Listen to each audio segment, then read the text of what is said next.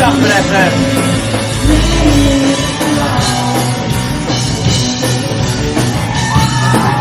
Soul from Liverpool.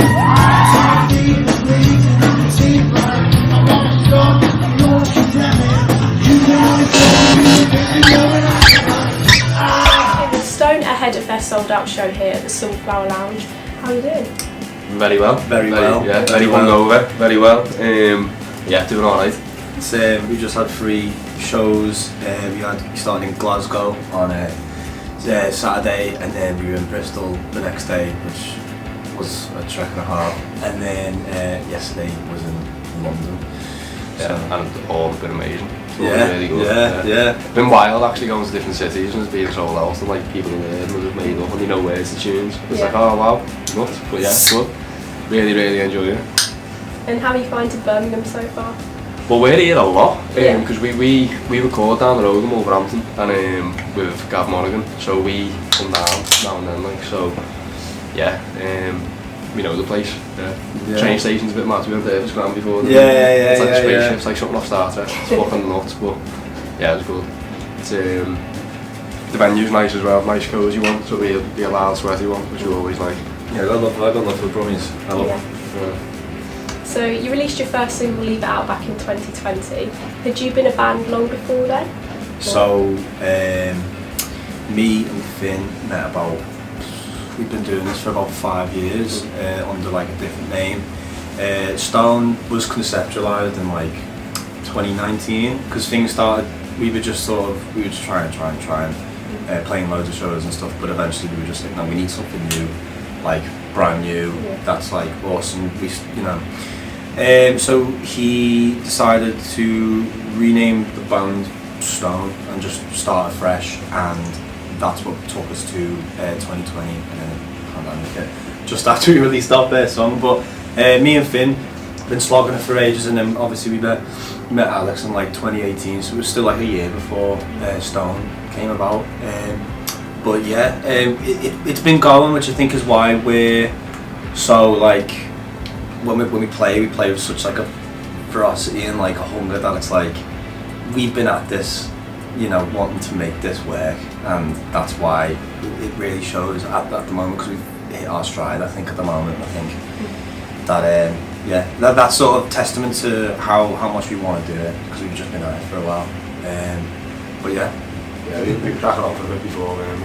We sort of, as we said, we were a different band under a different name, and then we sort of we had ideas like Leave It Out, and it just felt right to like do the R switcheroo, and it just felt right, and the tunes that we're writing now is Stone, whereas we were trying to be something else now, and now we are what we are, which is always good. Yeah, we've got like a new sort of newfound sense of identity that I think Stone brought, which I feel like we didn't have before. I think obviously every band, you know, you hear a band for the first time and you think like brand new, but the chances are they've been going for like 4 or 5 years until you've even just heard like even got just a whiff of them, you know. So I think that it's kind of a similar kind of thing like that. You just try and make your sound, and that's what we've been doing, honing it, and now getting our shows like shit that. So I think it just comes with experience, I think. So that's kind of where we're at now, like brings us to here where things are finally getting really like locking into place, I think, for us. So how else would you say things have changed since you released that first single? Loads. Well, we're selling out this tour, isn't it? That's wild. So no one had a fucking clue who we were, and then obviously we were lucky enough to get a good few supports. The likes of the Blinds and London, and then obviously it's just blew from there for us, and we've able to do things like this, which is put on the tour to sell out. This is nuts. The writing is come on loads. Are you here for the gig tonight? Yeah, so some of the tunes that you're going to hear tonight we blow our own minds sometimes, you know what I mean? So like you'll really you'll hear how much the writing's come on since Leave It Out.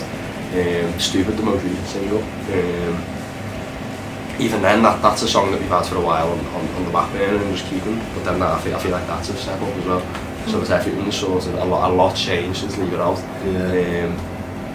In terms of what we're able to do and like the fan base level. I think I kind of see it as it was like a story in 2 parts. I think obviously the The first, Leave It Out came, and it came about a month maybe before like the pandemic hit, and so we've been in this now like 2 years. So that the first kind of, Stone had just we were still in our infancy, and like we put out this tune and we had like 100 followers or something, and like we kind of realized, oh wow, this is big, like this pandemic, this is gonna like affect all of the gigs and stuff. And I think I think it was you either, there was a choice to make. It was either like you tell people, oh, I'll just see you when I see you when the gigs are back, thinking that they would have come back in like a month, but they obviously didn't. Or I think Finn was pretty sharp, because he was just like, we've just got to build it on the Instagram, and like credit to him after he was the main one on the Instagram, and he smashed it out. He's really switched on with that kind of thing. And I think this is on two fronts really, because obviously we just put out this new song. We'd had a few more things recorded that were about to come out in the pipeline, but then with no gigs to sort of promote anything, and which is what we needed to do.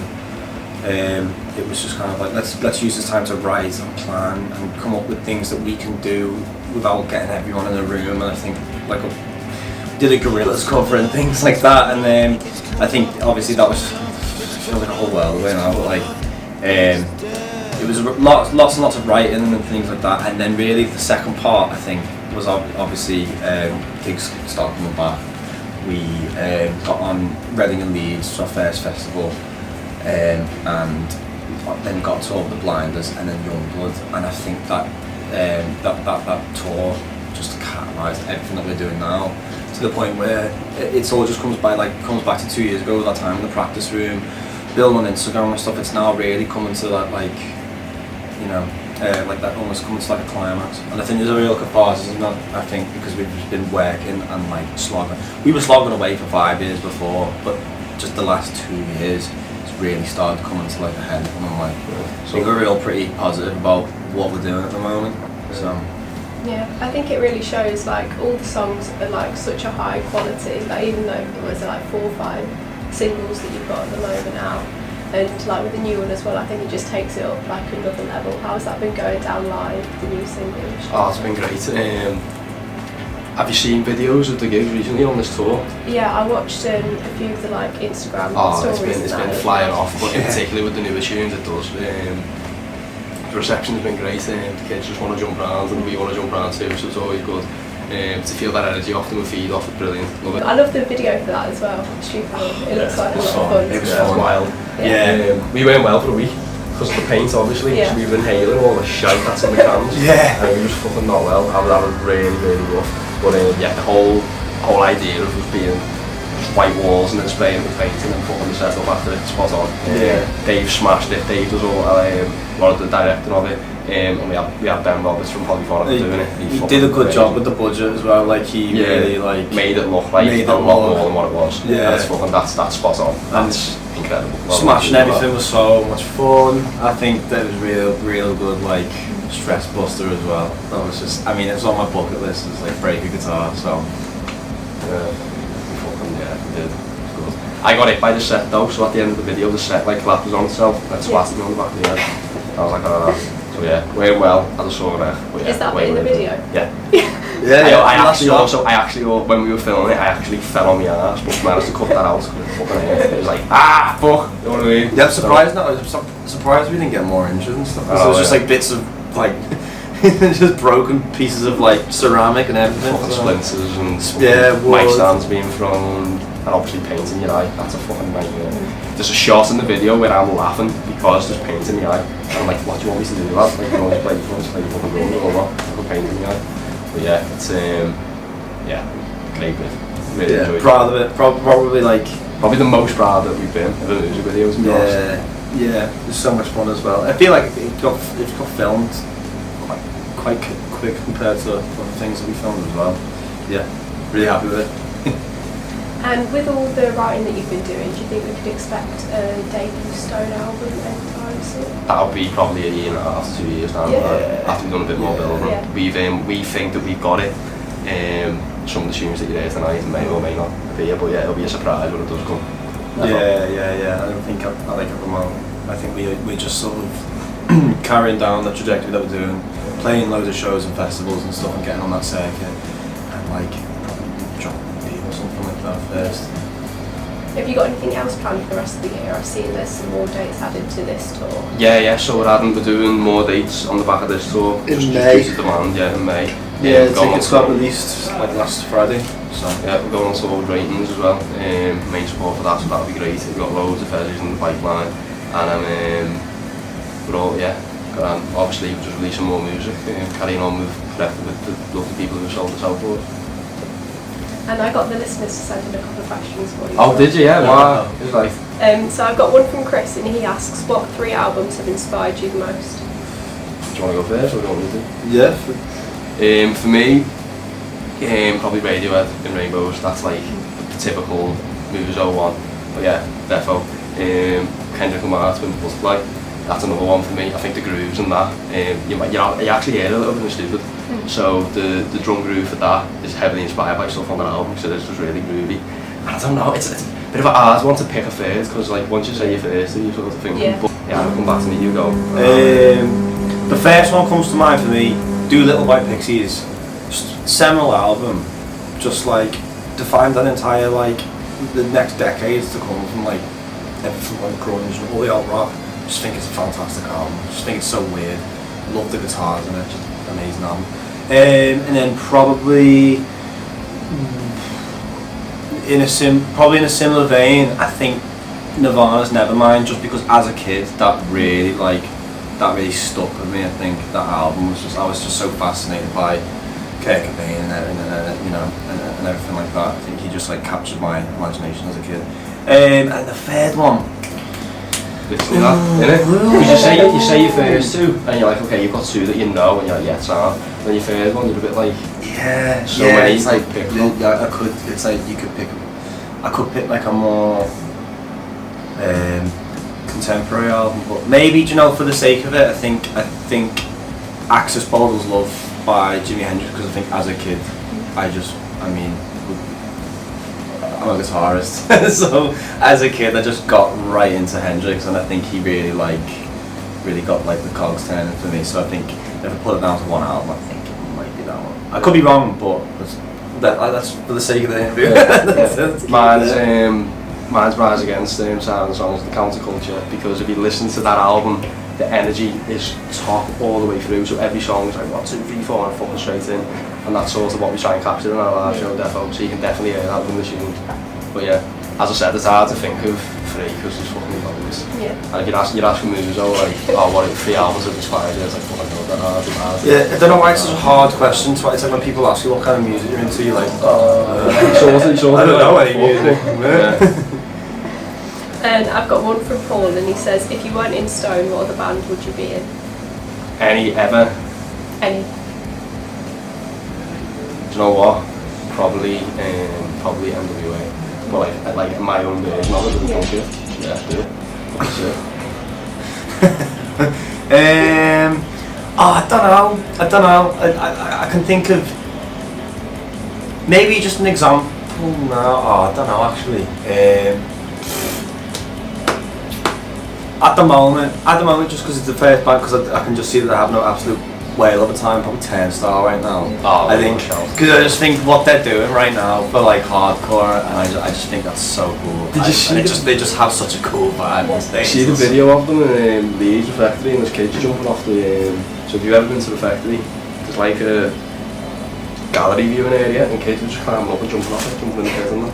Like, insane. Wow, actually saying that though, everyone like runs on the stage and does backflips, and I'm like, I have too many pedals, like my anxiety just wouldn't allow me to be cool with that.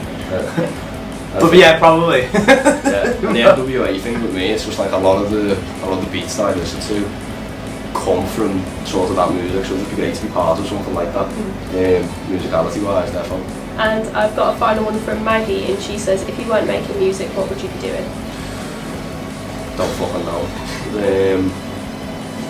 I haven't got an answer for that because this is what we do, innit? We've got nothing else that we can do. This is all we're good at, so we just fucking put it all into this. It's fucking this or nothing like that. Yeah, see, I was just one of them people, like, when I was a kid, I was like 4 years old, I was like, am I going to play guitar? Or like, I don't know, I was a kid, so I was like, I'm on a skateboard or something. I realised that I'm not cut out, I'm too much of a coward. But I couldn't, you know, I just kind of did the not very practical thing and thought I could do something, I could succeed at something. I'll do music, but there's just no clear career trajectory whatsoever, but I don't know, keep you on your toes, don't it? What would I actually do though? Oh, I'd like to think that I'd be involved in the industry in some kind of way. I have some kind of ambition to see where this road takes me. It was produced at one point, but I think I'm not quite sure on that. It still counts as making music though as well. Yeah. Oh, if you're not making... It's so hard to, like, I think if I weren't doing music, I'd probably be sat on the arse, you know what I mean? Because nothing else that I'm good at. I'll probably just go to work. Yeah, get an office job and sit on the arse. Yeah, that's literally what we're doing outside of this. And I have a quick fire round for you as well. Okay, I can do that, yeah. Okay. Highlight of the tour so far? London. No, yeah. Fucking Yeah. off like, it was nuts. Because we were a bit like, it's so far away, and we actually, on any of the tours that we've done, we haven't really touched London. So to see it sell out, and then to see people there again, just fucking going for it, spot on. Yeah, we had little dance afterwards as well, mate. Down the road, yeah. Most embarrassing moment on stage? Ooh. I know your one. What? The guitars in London. I mean, yes, I snapped like 2 strings. Like I literally Didn't even get into the song. Oh yeah, like the song started and strings were gone. Yeah, it didn't even get to like the verse. And And I snapped a string. I was like, this is embarrassing. It's becoming a problem. For me, this was yesterday as well. It's not really embarrassing, but it's just a bit like in the mode. You're like, oh fuck, I've really gutted my finger. That was a lot of blood. It was just a bit like you were a bit looking like, oh, I was going on there, so bleeding my own brain. You know what I mean? But yeah, it's not really embarrassing. It's just a fucking pain in the ass. But that, fucking on. Commitment. Technically, it didn't happen on stage, but I'm gonna count it. I'm gonna count it. I'm not gonna give you the full story about my leg.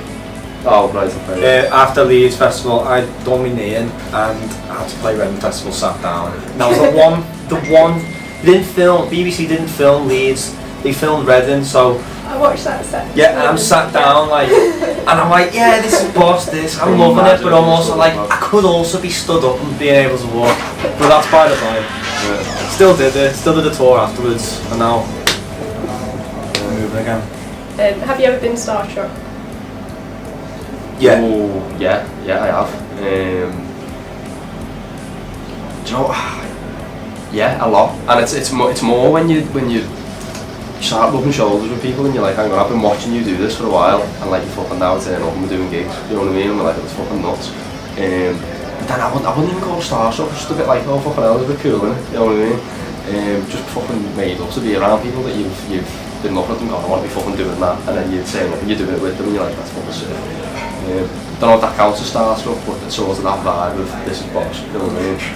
We did, I mean obviously like, being on tour with Youngwood was like, wow, because he's big, you know, like he's got such a huge fan base and he's such a good performer. I think that was like, it's crazy being around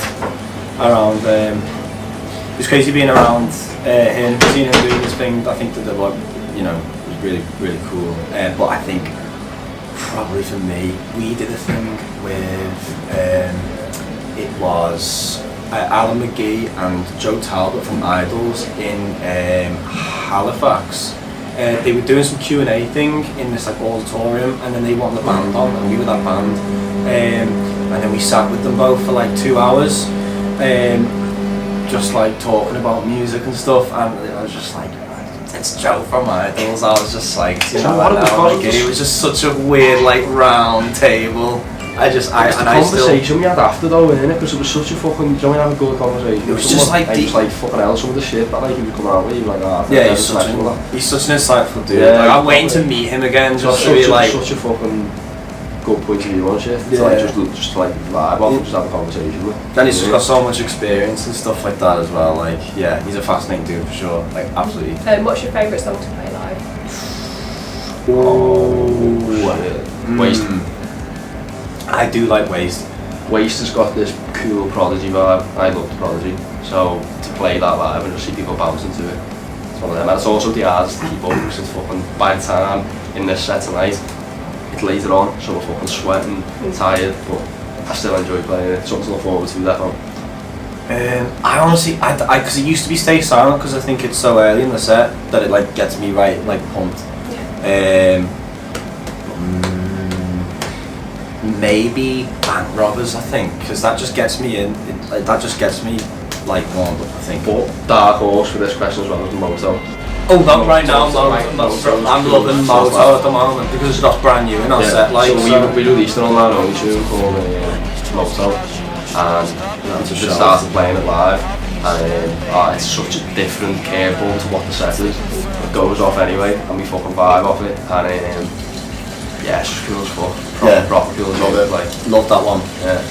The little growl, right? You know what? I fucking love playing them all. They're all special to me, but if anything stands out, it's either Waste or Moto. Yeah. I mean, at the moment, I think Moto as well. I think just a little encore as well. Yeah, it's hard. It's, as I said, it's dead hard. But Waste and Moto stand out for me, definitely. Have you ever forgotten your own lyrics? All the goddamn time. Yeah.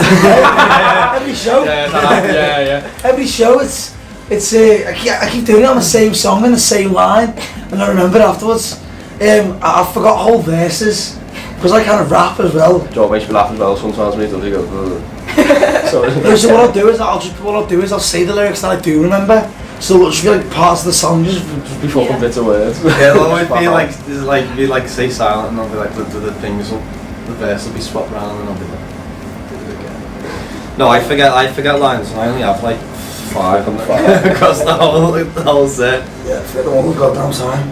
Do people like sing along and you can be like yeah. like get them to do it? Well, no, because the parts they sing along is always the parts that I know. Yeah. So it's always choruses, isn't it? There's verses and it's the verses. It's like. To be fair though, he's got a hard job because it's wordy shit. You know what I mean? It's like sometimes poetry, I do go. I'll say I'm gonna start to go fuck. It makes me fucking laugh now. Every fucking show, it's the same song. Rehearsed them as well. What are the best and worst parts of being musicians? Skins.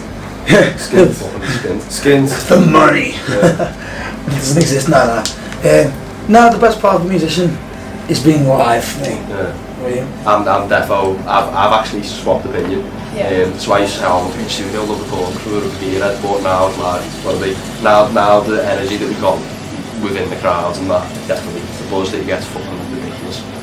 Live, just catharsis. That's like, that's the only way I can think of. It's like an adrenaline rush that you can't get any other way. The only way to do it is just to be on stage and just be fucking playing. Yeah, and then also like, there's no other like if you just go out into the street and like start screaming at someone, like shouting, like you'll end up being like arrested. Whereas like, this is the only like sociable context where you can start yelling at people, being aggressive about getting yourself in trouble. Yeah, and they love it. So I think it's pretty weird. But yeah, live, definitely. What is your most memorable fan experience?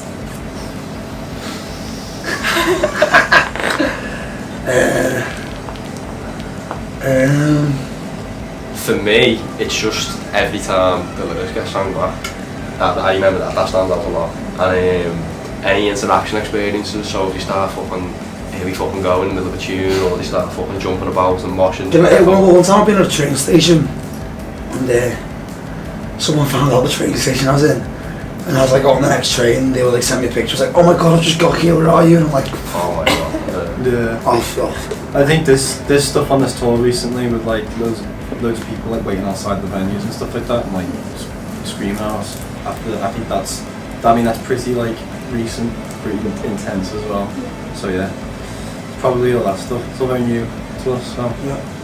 And what do you do on your days off? Go to work.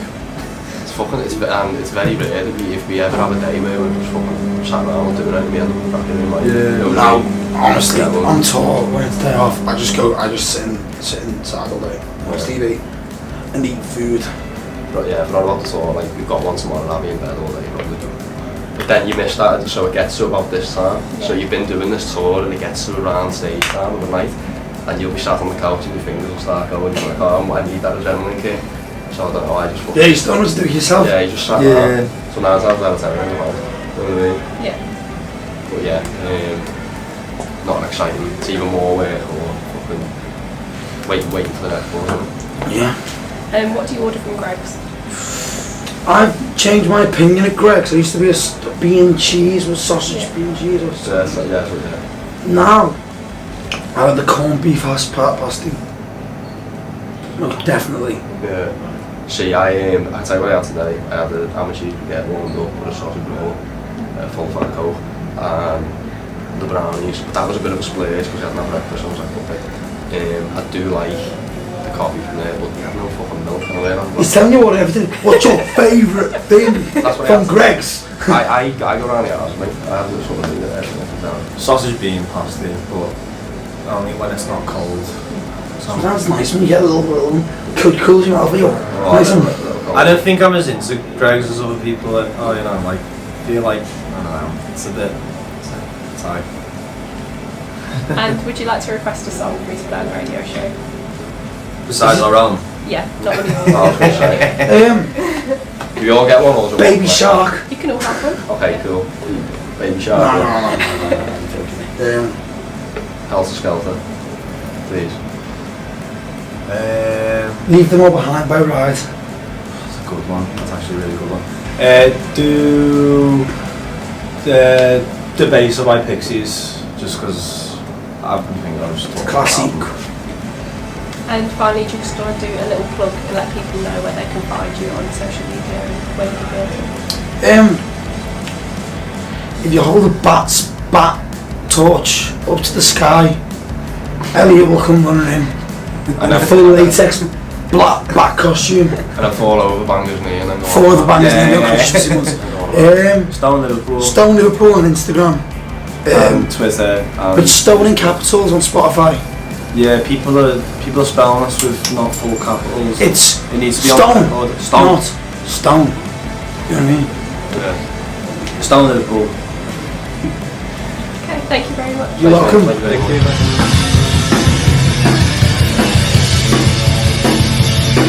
Leave it out, everything is moving along. I try to fix it, I come within with all of the stars. See my life up on the X, social media, I can find it, I promise it ain't easy. Lift your head up man, plenty of girls take your crown. Just roll right there, they're not taking it down. The feeling is familiar but not so similar. I should have known you're probably the sound rising is killer. Why everyone keeps getting to me? Just leave it out. Everything's feeling alone. Hi, we're Stone. You're listening to the Indie Show on Stafford FM. Hi. Oh, you're looking at me, yeah?